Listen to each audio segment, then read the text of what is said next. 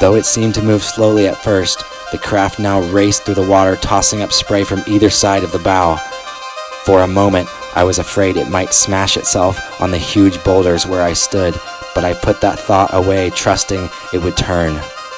When it reached a mere 3 boat lengths from shore, I retreated down the slope of a huge rock, preparing for a running leap.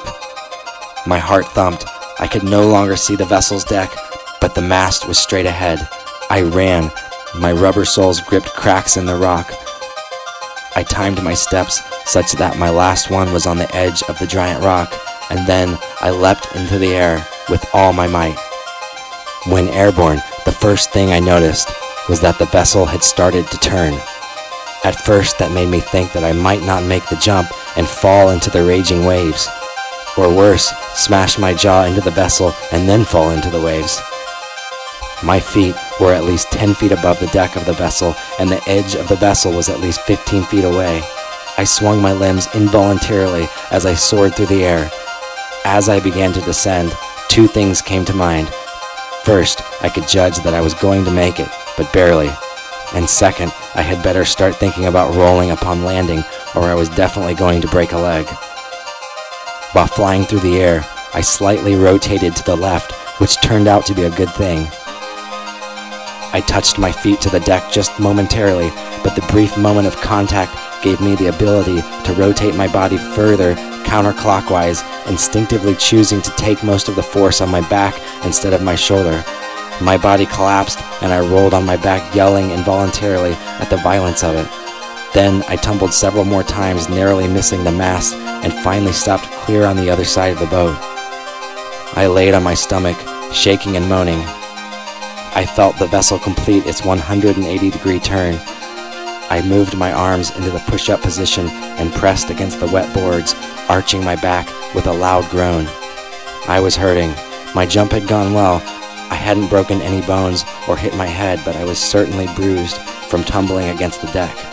My right elbow was throbbing and something in my spine hurt, but I lifted a knee and put a foot on the deck. I rose, triumphant and frightened, looking immediately back at the lighthouse, its beams still pulsating the message. The shoreline was a good ways away already, and soon it faded into the fog. Only the lighthouse's beam remained. The vessel cut through the waves as if it knew exactly where it was going and was rushing to get there. Cold salt water splashed my face. I stood with a hand on the mast, squinting against the spray, peering into the distance, tense at what I might see ahead. But if anything I believed was right, and if anything my uncle had believed was right, I knew where the vessel was taking me. All this began as just a seed when I was young. I spent countless hours thinking about it.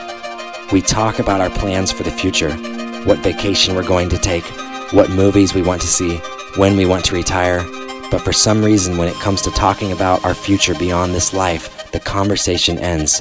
There are only short jokes and comments, as if it's cliché to bring up. It's just too controversial, too unpredictable to talk about. It's an awkward subject, not suited for everyday conversation. Yet, who can deny this trip is coming for each of us? For all of time, we've watched people one at a time disappear, and we cry for them and say they're gone. But where have they gone? Are they asleep or are they awake? If they're asleep, will they wake again? If they're awake, what are they seeing? What are they feeling? These people that we used to see and talk to, what are they doing? It is something that I beg everyone to ponder deep and long.